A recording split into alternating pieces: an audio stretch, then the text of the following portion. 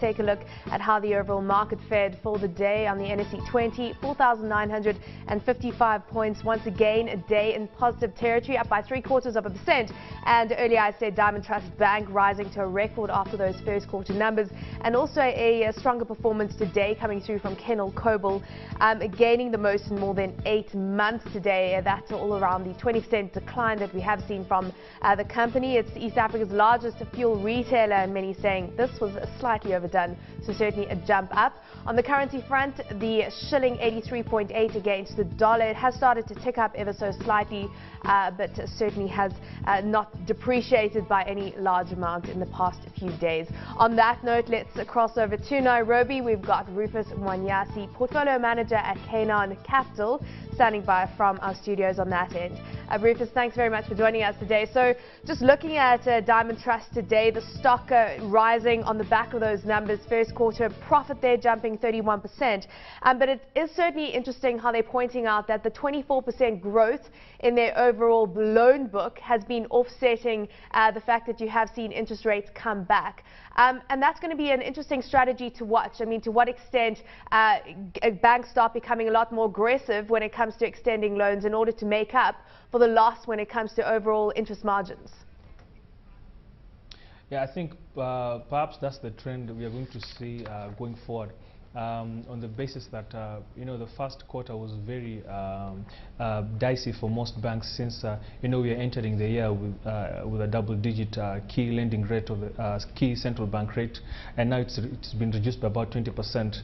And just specifically for that bank, I think it's one of the most aggressive, because looking at its loan book growth for the first 3 months compared to the previous 3 months of last year, a growth of about 25% compared to to its peers that grew their loan book by about 10 to 15%. So I guess the bank is pretty aggressive. So I think going forward, that's the trend we're likely going to see as the rates continue to come down.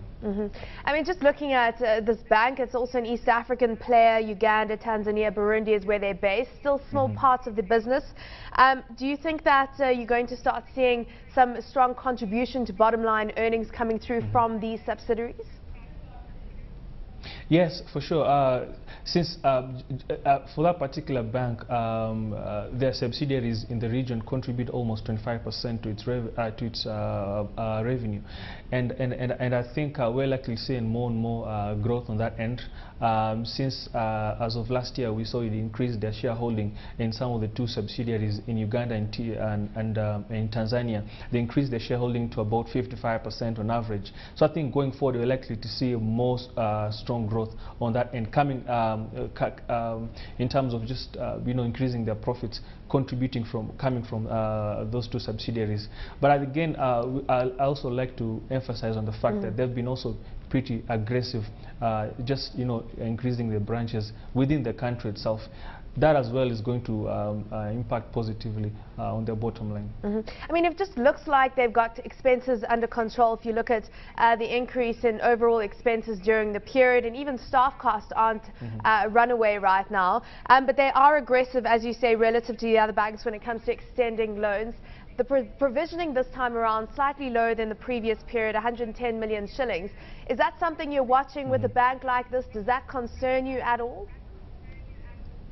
I think for any bank and in the industry, if we are seeing cost-to-income ratios below 50%, that's very good.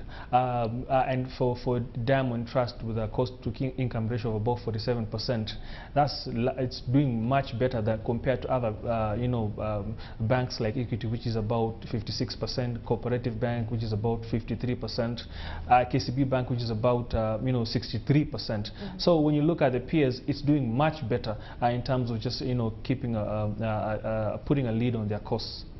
But I mean, sorry, just coming back to the provisioning issue, because the provisioning, of course, looking at the likelihood of them turning into bad debt, and looking at non-performing loans, net non-performing loans, that more than doubling this time around, 143.9 million shillings, 144 million shillings. It's more than doubled, is what I'm saying. Is that a worry, or do you think that the growth that they are getting through is more than offsetting that? Well, Again, I would like to look at that particular aspect in view of what the industry is doing, and for Diamond Trust, particularly when you look at the gross non-performing loans compared to the to the total loan book, it's about 1.3%, compared to other banks that like KCB, which has on that particular ratio it has 8%, with Equity Bank, which is about 5%. So I think they've really done well in terms of just keeping a very good quality loan book. Yeah. And just staying in the banking space today, because the best performing banking stock over the past 12 months has certainly been NIC Bank, and you've got James Macharia, who's now been appointed as Kenya's new health minister. So he steps away as the company's managing director. What do you make of the new appointment of Alan Dodd? I think the appointment of Mr. Dodd has been well received since he's coming from within the company ranks itself. So I guess he's going to take the vision forward. He's well versed of how the business runs, of how the business is run. Being an insider, I don't think he's going to have much of a challenge in taking the business forward. And just lastly, on the retail front, Chumi coming out, and when it comes to the stock, it has been steady around 2050 today, but coming out with that announcement of that rights issue, setting that at 2 billion shillings, very aggressive if you look at them planning to list across East Africa right now, and of course 13 more stores they want to add to their store list. I mean, what are your thoughts on the likelihood that they'll reach this target of 2 billion? Well, I think in terms of timing, I like to say it's good timing, because there's a lot of liquidity around in the marketplace. So I think in timing, I think it's the best time to come and ask for more money. But I think what the market will want to do right now is to a bit interrogate and investigate the investment plan that they're putting on the table, of what it wants to really do and the kind of investment return we're likely to get on this investment plan that they plan to use to expand. Going forward, I think when you look at that particular stock, is pretty strong. When you look at all the agricultural sectors, one of the best performing stocks year to date. And I think the market is going to be watching on that stock, and eventually how the rights issue pans out. Yeah.